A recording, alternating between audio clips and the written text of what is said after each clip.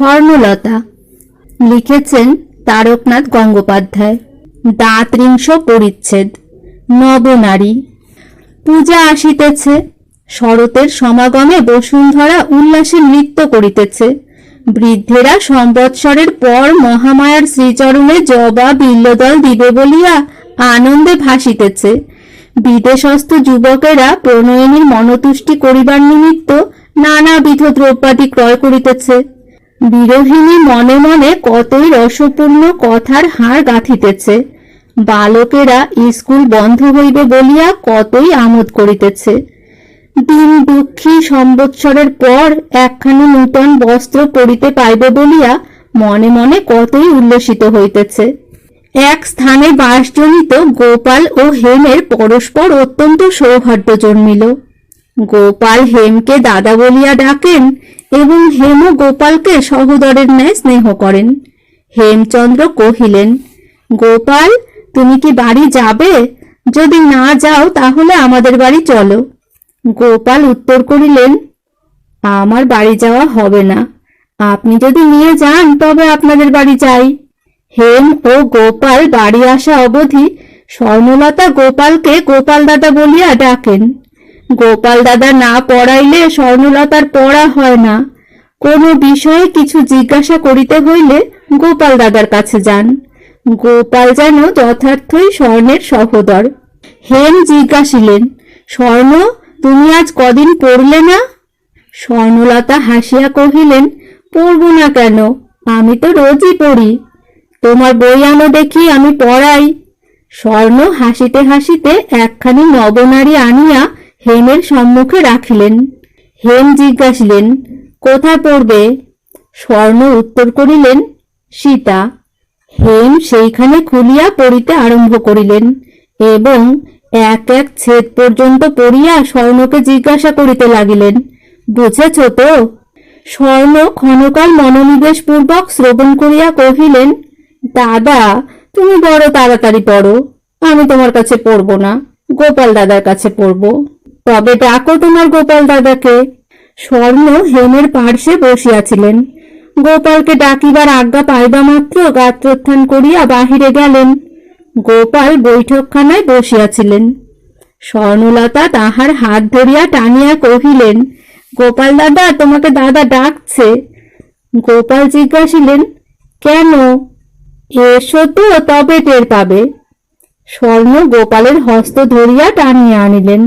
গোপাল হাসিতে হাসিতে স্বর্ণের পশ্চাৎ পশ্চাৎ চলিলেন। যে ঘরে হেমচন্দ্র বসিয়াছিলেন সেই ঘরে লইয়া গিয়া স্বর্ণ গোপালকে হেমের নিকটে বসাইলেন।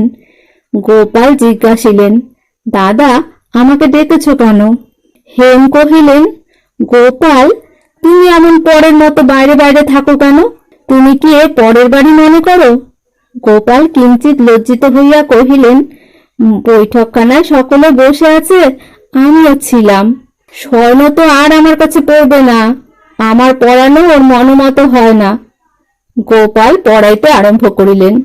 একটি একটি কথা পড়িয়া তাহার একটি একটি প্রতিশব্দ দিয়া স্বর্ণলতাকে বুঝাইতে লাগিলেন। স্বর্ণের চক্ষু পুস্তকে নাই, তিনি এক দৃষ্টে গোপালের মুখপানে চাহিয়া আছেন। এক ছেদ সমাপ্ত হইলে পুস্তক হইতে চক্ষু উত্তোলন পূর্বক স্বর্ণলতাকে নিরীক্ষণ করিয়া জিজ্ঞাসা করিলেন, বুঝেছেন তো? স্বর্ণলতার মুখপানে দৃষ্টি করিবার সময় গোপালের মুখ আরক্তিম হইল। স্বর্ণ ঈষৎ হাস্য করিয়া উত্তর করিলেন, গোপাল দাদা, তুমি আপনি বলো কারে? গোপালের মুখ কর্ণ পর্যন্ত লোহিত বর্ণ হইল। তিনি পূর্বে স্বর্ণলতাকে তুমি বলিয়া সম্বোধন করিতেন, আজ আপনি বলিলেন কেন? হেমচন্দ্র বিছানায় শয়ন করিয়া গোপালের পড়া শুনিতেছিলেন। ক্ষণকাল পরে তথা হইতে চলিয়া যাইবার জন্য গাত্রোত্থান করিলেন। তদ্দর্শনে গোপাল কহিলেন, দাদা, কোথায় যাও? একটু দেরি করো, আমিও যাব, এইটুকু পড়ানো হলেই হয়।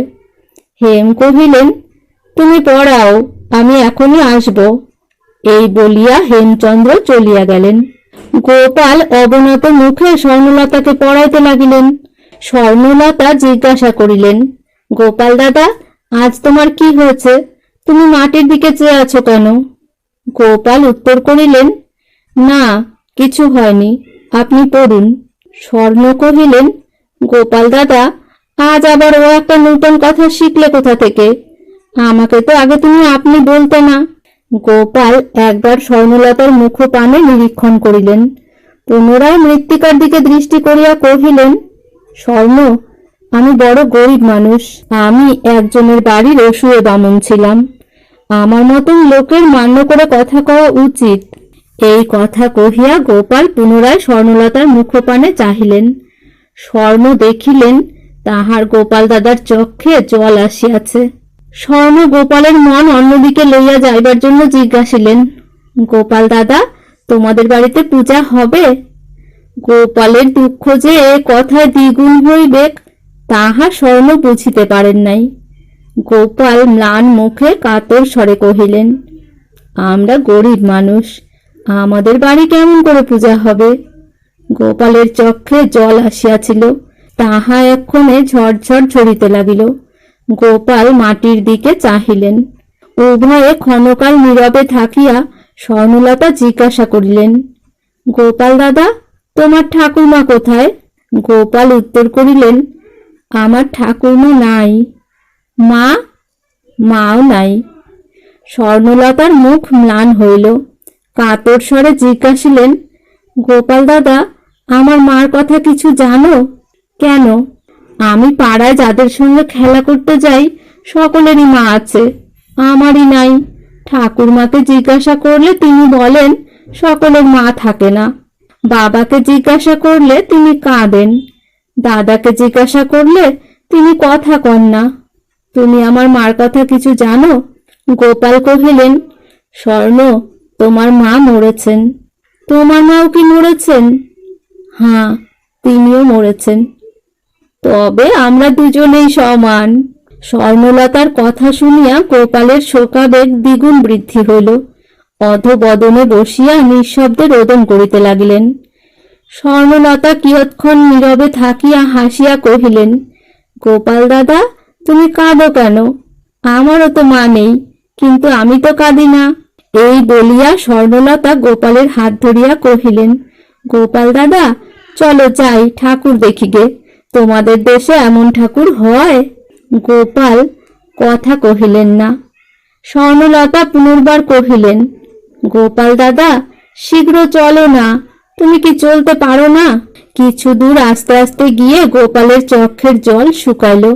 পরে একটু হাসিয়া কহিলেন, স্বর্ণ, আমার এ কান্নার কথা দাদার কাছে বলো না। স্বর্ণ কহিলেন, তবে আমি যে মার কথা বললাম এও কারো সঙ্গে বলো না। গোপাল কহিলেন, না, আমি বলবো না। স্বর্ণ কহিলেন, তবে আমিও বলবো না।